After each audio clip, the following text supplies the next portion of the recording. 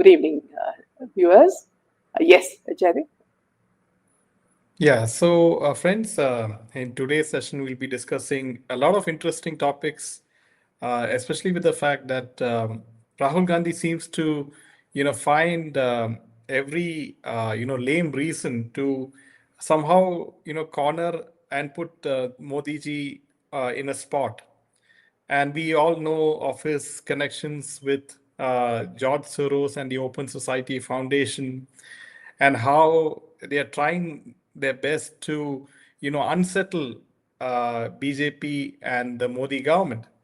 The latest is now after the way he in Parliament he was talking about kung fu and martial arts and grip and all those things when the speaker asked him to talk about the budget.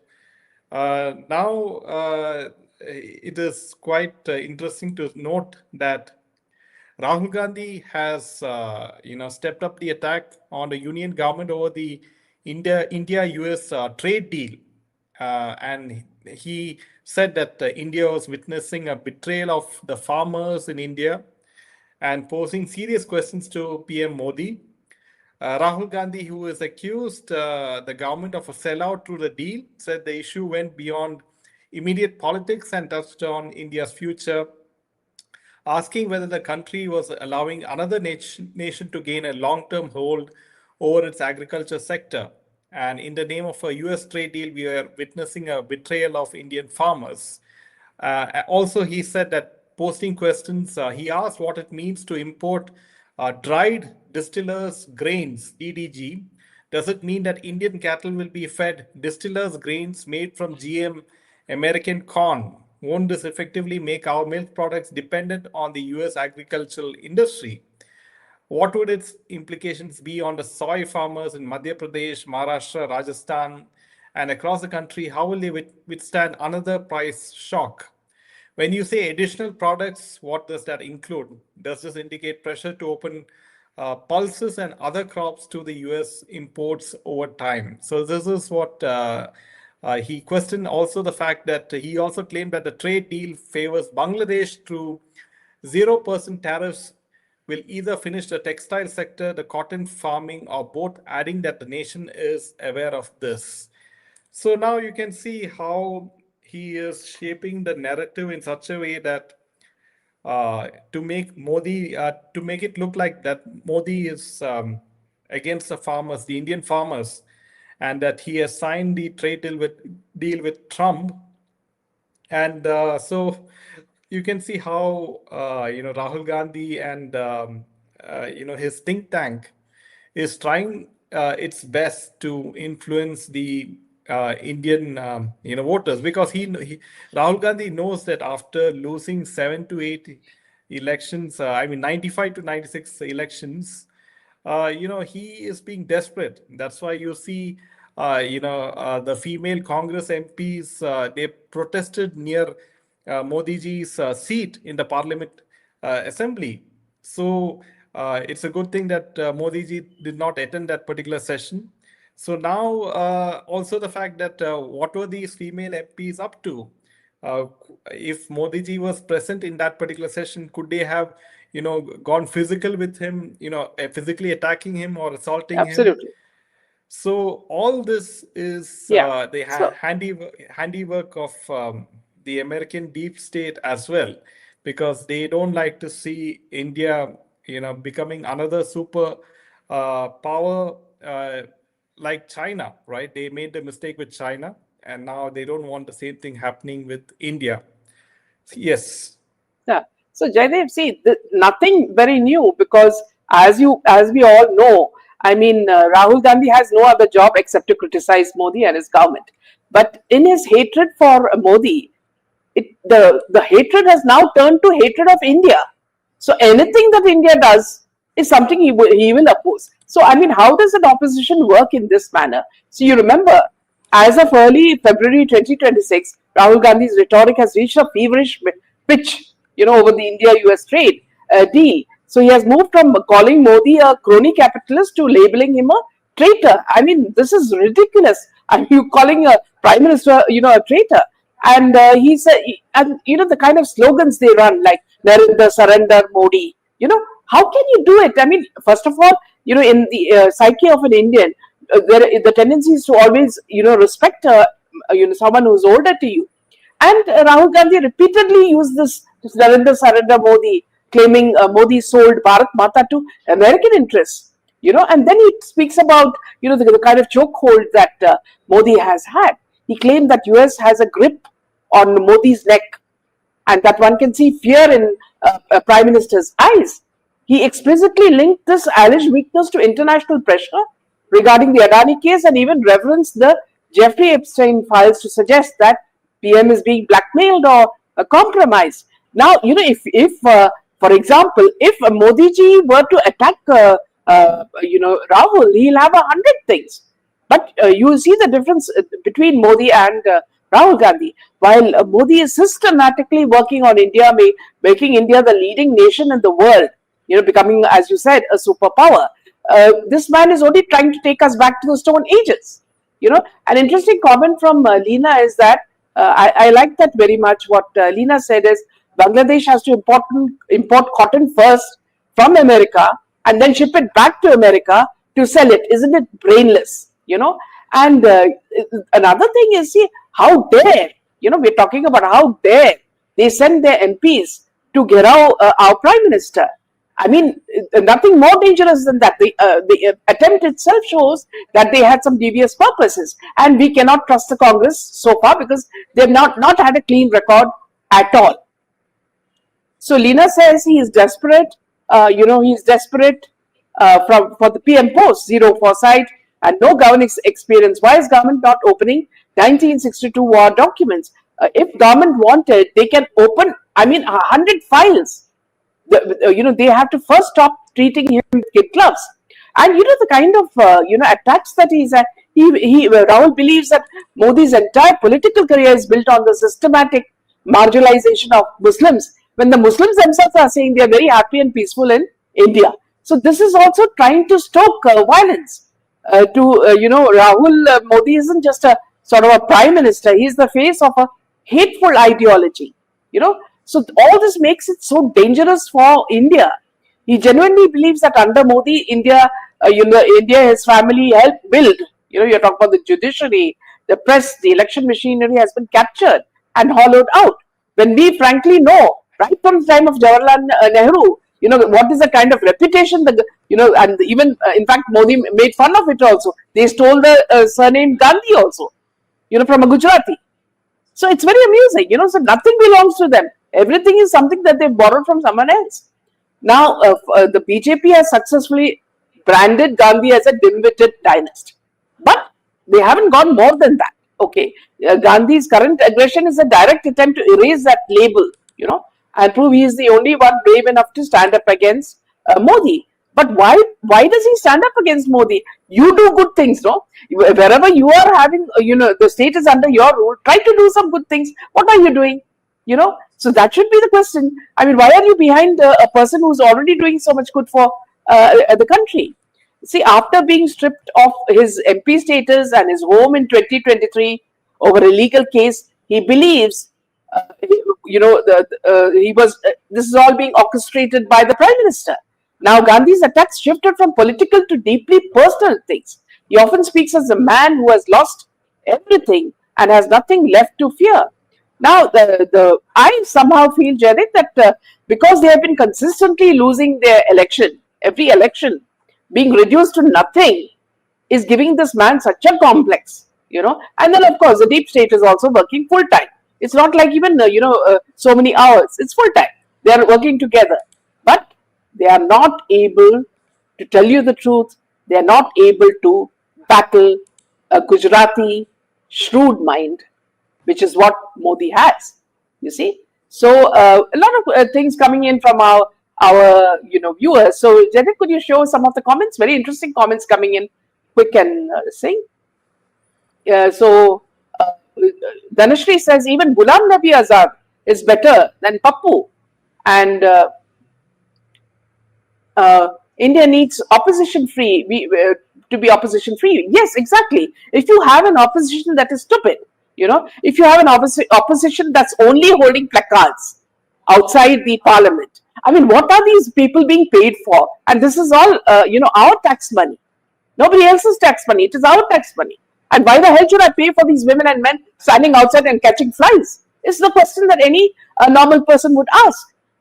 If you look at the kind of money they get for just being in the parliament, is itself ridiculous. So a common man can ask so many questions. And Leena says he's extremely dangerous for India, and deep state wants farmer agitation inside India. See, first of all, if you look at the farmers, I'm sure they are a much better lot after Modi ji came into power. And I don't think it's the natural, the normal farmer who's agitating. When the politicians go and pick up some rich farmers and tell them to protest, and that's when the farmer protest happens. You remember, the last time the protest happened, you saw spa-like facilities, you had sweets all thrown around and snacks, people were having parties and drinks. So are these your normal farmers? No. The normal Sardaji or the normal Sikh farmers are actually plowing the ground and providing grains for the country. It's not these rich Sikhs who the politicians catch and say are the farmers who are protesting, isn't it, Jaideep? Yes, absolutely. And we all remember how the farmers came in luxury, four-wheeler cars, and it's quite hilarious to see that they were portrayed as the poor farmers of India by the opposition party like Rahul Gandhi. And now you can see that Rahul Gandhi is behaving like an urban Naxal, the way he's behaving recently. And also the fact that, Nishikant Dubey has moved a motion to dismiss his membership of Lok Sabha. So BJP is doing its bit, but it is not very, very aggressive enough. And also the fact that, within his party, he doesn't have much, support. He's losing support of, key Congress people like Ravi Shankar, what's his name, Manishankar Iyer. Manishankar Iyer spoke against Rahul Gandhi in an interview which I saw. And also he's losing other, key Congress people's, respect. We saw the way how Shashi Tharoor behaved very funnily with Rahul Gandhi and Mallikarjun Kharge, and both of them had to literally beg Shashi Tharoor to come back and before the Kerala election. Now also they are playing their game with DK Shivkumar in Karnataka, and they have kept on postponing him being the chief minister of Karnataka. And so you can see Congress is also losing allies with other political parties. We saw what happened in Bihar with Tejasvi Yadav. And Mamata Banerjee never respected the Gandhis, or in particular Rahul Gandhi. So the dot alliance, they only a very few political parties like even DMK is also, I think, slowly losing the respect for this Congress party. So everywhere, Rahul Gandhi is completely destroyed his own Congress party, right? In fact, Jaideep, Yes. see, when you mentioned about Nishikant Dubey. In fact, Leena and many others are asking why BJP is not being more aggressive and taking a stand against him. So, in fact, Nishikant Dubey has become the primary antagonist to Rahul Gandhi's in Parliament. He has not only criticized him, he has launched a formal multi-pronged legislative attack designed to end Rahul Gandhi's political career. And he is officially seeking the termination of Rahul Gandhi's parliamentary membership and lifetime ban on his contesting any future elections, because he argues that Rahul Gandhi's conduct is unethical and inimical to the country. He alleges that Gandhi is misleading the nation by making unsubstantial claims about the India-US trade deal. He also claims that Gandhi is working with the anti-India forces like George Soros and the Ford Foundation to destabilize the country. So all these things are very dangerous for India. So anybody in their right senses will not even, listen to the useless banter that he does, and his chelas do whenever they protest outside the parliament. So it's really, I mean, I think we should not give any importance to him and just ignore him, just like you would do a fly. So Sujata says, Nina, I think they want him to ridicule himself. And Congress is anti-India and Sanatani and anti-army. He stands with anti-nationals. She also says, if his British citizenship is closed, he will automatically get disqualified and draw agency to follow him on his next overseas trip. Now, Dhanashri says, whenever Gandhi gives it, it seems that he is high. So now, what I found rather amusing was that usually Modi ji, is more tolerant about all this nonsense that goes on in front of him. But this time he was quite tough, and he said, look at these people, they've even borrowed somebody else's name and put it as their surname. And that too a Gujarati surname. So that made everybody laugh, because that is the truth. If you go back to their past, there's so much that they can dig out. Now BJP should gather the strength to come out with facts and say, the way Nishkant Dubai is talking, the same way each and every BJPite has to speak in that manner to save the country. You don't do anything. You're working for the country. Okay, I'm not talking about how much money you're making or what are the kind of favors you're getting or anything. Nothing. If you're there as a politician working under Modi ji, you need to protect the country, find out the truth, and give it back to them with facts. Yes, yes. So now, friends, actually, Piyush Goyal gave it back to Rahul Gandhi, and he said that Rahul Gandhi is very, very immature. And when immature people come into politics, allegations of such level are made, he said. And textiles are a shining example in India's overall exports, accounting for nearly rupees 3.60 lakh crores of total, which will be more than double in the coming time. This is what Piyush Goyal said. And among the FTAs that India has pushed forward in the last few months, the textile sector's contribution would be nearly USD half a trillion, which comes to about 45 lakh crore rupees. With the textile market now open for us, it will benefit us. The US alone procures textile products worth around 9 lakh crore annually. Moreover, reciprocal tariffs on Indian goods have been reduced to 18% from earlier 50%.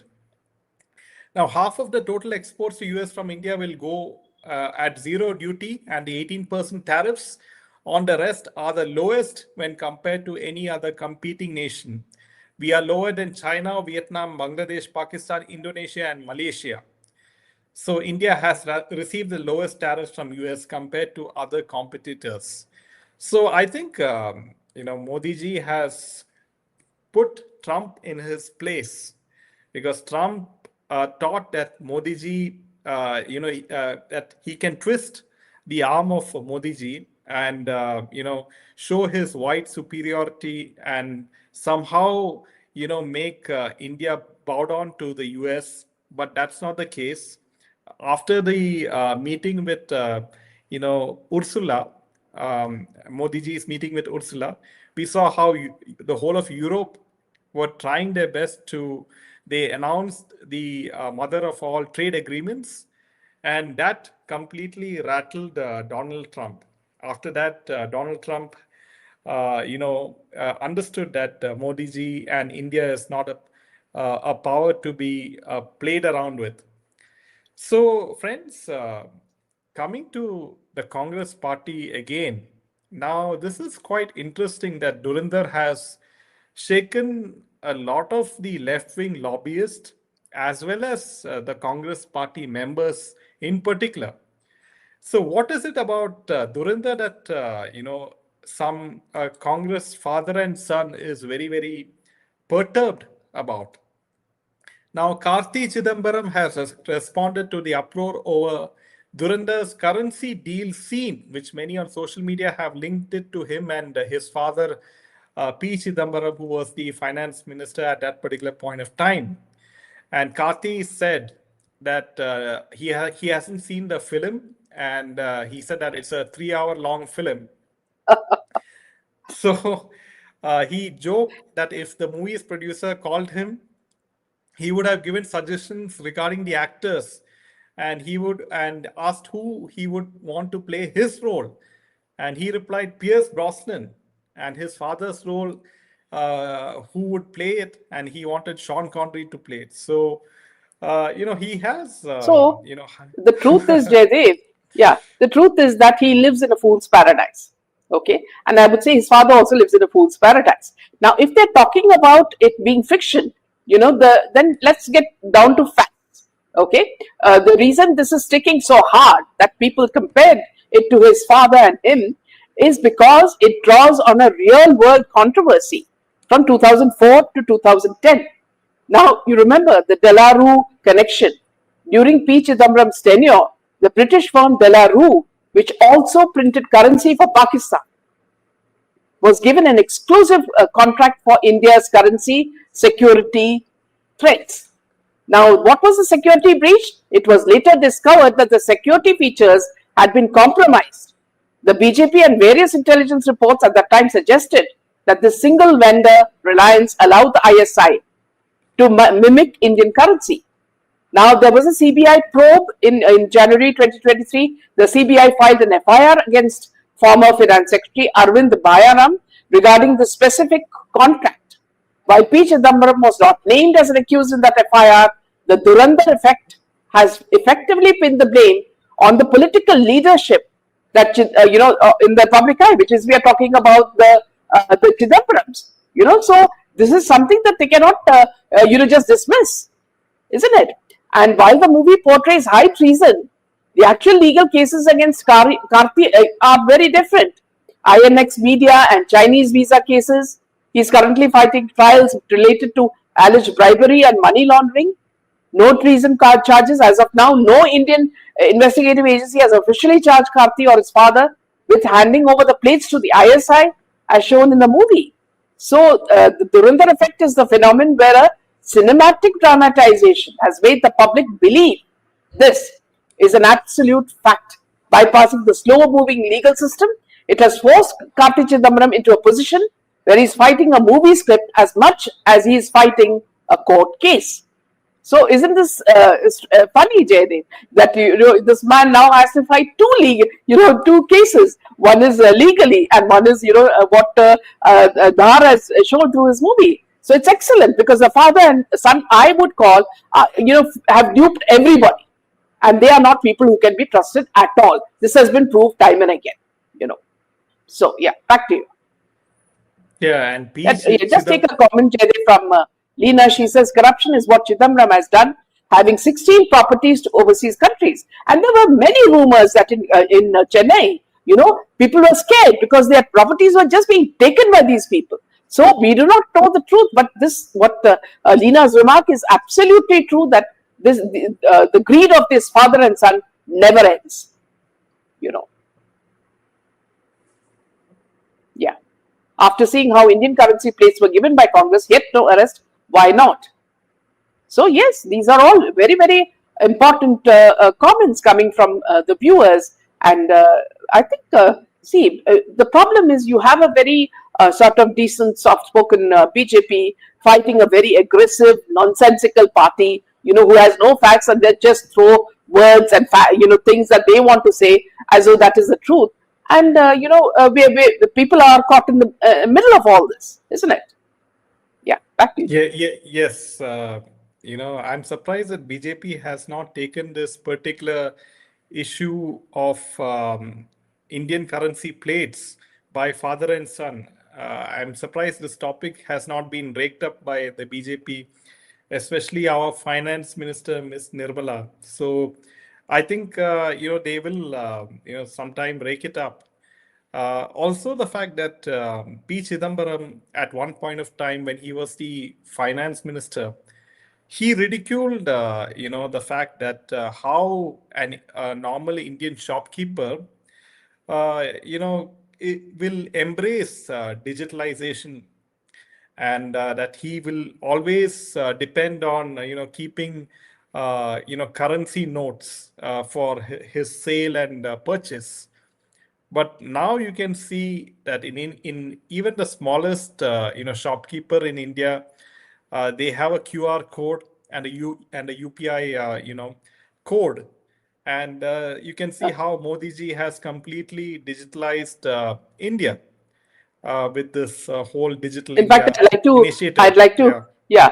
In fact, I'd like to add a piece of humor to this, what you just now said, Jaydev. When you say that, all the local vendors have these QR codes, we had this, I must tell you, because it's so humorous. We had this vegetable vendor who brings fruits once in a while, and I make it a point to buy only from these people rather than taking it from the big shops. So, this man, how he, makes his QR code work is that he has a loudspeaker with it. So every time we pay, it says that so much money has been deposited in this man's account. So I always burst out laughing because the moment I paid money, the announcement comes. Luckily, he doesn't mention my name and all that. So yes, as you said, Jaydev, it's made the lives of people so easy. Yeah, absolutely. Yeah, and So let's, yeah. the funny thing is, I heard one of the notifications of this UPI is voiced by Amitabh Bachchan. His Amitabh Bachchan's voice comes, saying in Hindi that so much of money has been credited to that particular account. So that is hilarious, since Amitabh Bachchan is not a BJP fan. Yeah. So Leena says Congress is like East India Company run by a family to do scams to loot India, an MOU deal signed to compromise India's security with Chinese products entering inside India. And Shanta says they won't have time to be in politics. And also Shanmugam says Congress still has a clout in media and in the judiciary. This is delaying the judgments. Absolutely. Well said. And Leena says even the shops have. So our vegetable vendor is not the only culprit. So in fact, it's nice, Leena, in a sense that I feel that they don't. None of us we carry wallets. Even when we go on long trips off, fly far away, we never carry wads of notes. It's so easy just to pay it there and then and finish off, and you know exactly how much you have budgeted, and everything works out so easy in that manner. Yeah, so Mr. Shanmugam has raised a very pertinent point. He has said that the Congress party has clout in media and judiciary, and that is delaying the judgments. Not only that, they put pressure on judges to transfer the case or postpone the case. And you can see how, there's so many cases against the Gandhis, especially the National Herald case. You have the Augusta Westland case. You have, the citizenship of Rahul Gandhi. So all these cases are, the Gandhis have their clout, Yeah. and yeah, and also the fact So that yeah. yeah. So Leena says what is scary is that this government has made no laws for scamsters. Leena, when you say this, I'm just reminded. See, the cricket match is going on. So when the India-Pakistan cricket match was on, the focus was on Jai Shah and his kid, and I think his wife was also sitting with him. But I could see, parts of, Shukla, Rajiv Shukla, sitting, near him. But the camera did not dare fix on this guy because everybody knows, the kind of scams he's been involved in, and he has not been caught. So I always think, what the nerve of this guy. He's enjoying all the money that the IPL and all these cricket matches bring this guy, and he's not been caught so far. So this is also something very important, connecting it to what Leena has said. Now, why isn't PM not using president's power to overrule judges in delaying judgment? In fact, what I have noticed, Leena, is that the present, Chief Justice is doing a lot of good things. So he is very different from the other earlier, Chief Justices. And let's hope that he is going to bring a lot of changes, because some of the things he said is totally opposite to what all the other Chief Justices were saying. And it seems to be in the interest of the common man. So let's see how far this will go. Yeah, back to you, Jen. Yeah, so we'll have to wait and see to what extent BJP will tolerate all this nonsense by Rahul Gandhi, especially with the way he's behaving inside the parliament, wasting taxpayers' money and all this buffoonery.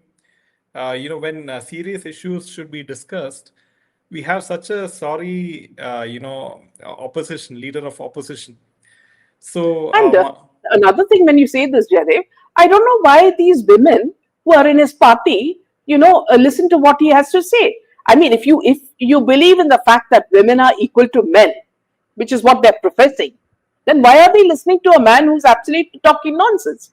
So all the people who are in his party keep jumping to attack Modi. Why can't they use their own brains?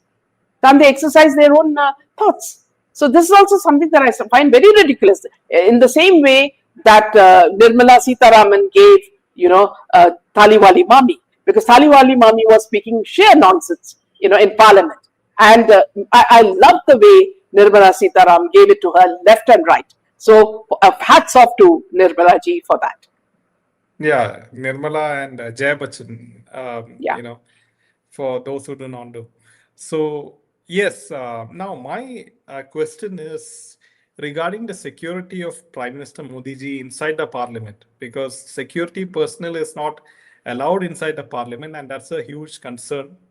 And how, there is frisking of security of, people before they enter the parliament, but you never know. So this is a huge concern, which I do hope that Amit Shah and Ajit Doval are quite aware as to what possibly could happen. So they should take the necessary precautions going ahead. Yes. So this is all the news for today, friends, and we'll see you tomorrow with an interesting session. Until then, Jai Hind. Yeah. Jai Hind and Jai Shri Ram.